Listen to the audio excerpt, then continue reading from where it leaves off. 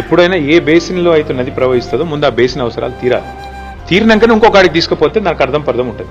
ఇలా గోదావరి బేసిన్లో, కృష్ణలో మరి సింహభాగం మన దగ్గర ప్రవహిస్తుంది తెలంగాణలో. ఇక్కడ అవసరాలు తీరకుండానే ఇక్కడి పారిశ్రామిక అవసరాలు కానీ, ఇక్కడి సాగునీటి అవసరాలు కానీ, తాగునీటి అవసరాలు కానీ, ఇప్పుడు రేపటి రోజున హైదరాబాద్లో కానీ, కరీంనగర్లో కానీ, ఇంకా ఇతర పట్టణాల్లో కానీ 24/7 డ్రింకింగ్ వాటర్ ఇవ్వాలనేది మా కళ. మేము గతంలో కరీంనగర్లో ప్రయోగం చేసినాం కూడా.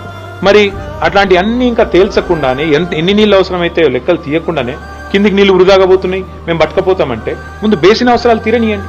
బేసిన్లో డెఫినేషన్ రానియండి. నికర జలాల్లో మా వాటా ఎంత, మిగులు జలాల్లో మా వాటా ఎంత, ఎవరు తేల్చాలి? ఇది కేంద్ర ప్రభుత్వం తేల్చాలి. కేంద్ర ప్రభుత్వం నియమించే మరి ట్రైబ్యునల్స్ తేల్చాలి. అవి తేలకుండానే మేము నీళ్లు కొంటపోతాం. మా చేతిలో ఇలా కట్టి ఉంది కాబట్టి కట్టెతోని బర్రెని ఎటువంటి తట అదిలించకపోతాం.